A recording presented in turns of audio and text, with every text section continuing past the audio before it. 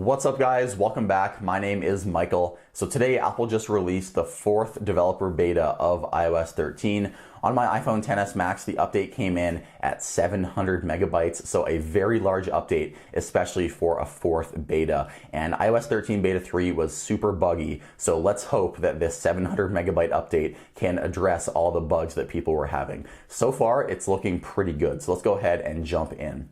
The first thing that is fixed is touch lag is no longer on any iPhones. I was having this issue so much on beta 2 and beta 3, and there was some talk about how Apple improved it on the newer iPhones in beta 3, but now it is completely fixed for every iPhone model running iOS 13 beta 4. So for example, I would have some issues where if I would leave an application and quickly swipe over to the next page, it wouldn't detect that touch, but as you can see, it works flawlessly. It feels buttery smooth. Even multitasking is perfect on iOS 13 beta 4. So touch lag has been completely fixed on the latest beta of iOS 13.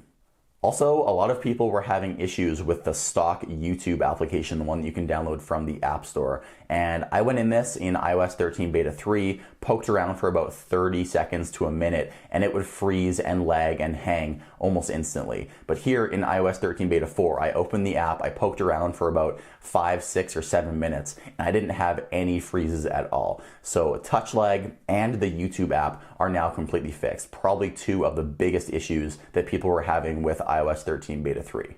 So also new in beta 4 is 3D touch functionality has been officially restored. So say for example, we 3D touch on the YouTube application. As you can see, finally the shortcuts appear without me taking my finger off the YouTube application. And there also is kind of a cool animation when I swipe up to the different shortcuts. The icon kind of gets bigger as I swipe up. So you can watch that happen as I do that there. The icon kind of gets a little bit bigger and floats to the right, which I kind of like.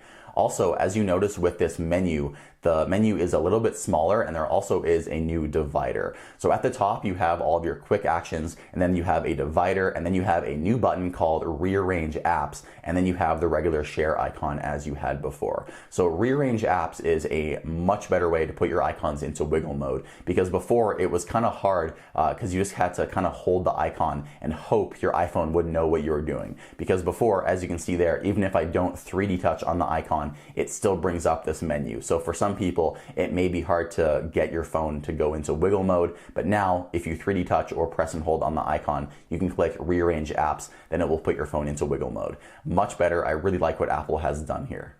You can also see that when in your widgets view, the edit button is now a pill shape instead of a rounded button. A very small change, but it is different.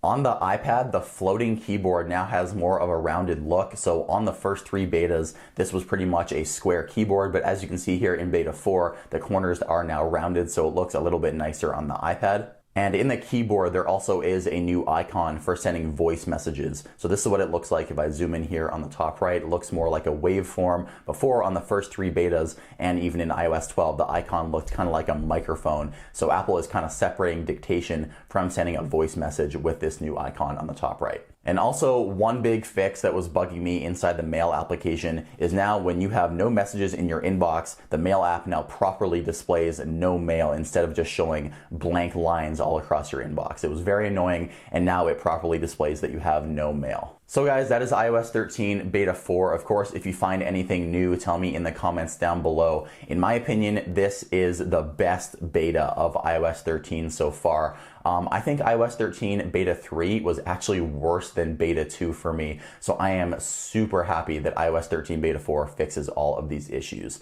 So guys, thank you so much for watching. Drop a like on this video. My name is Michael, and I'll see you in the next one.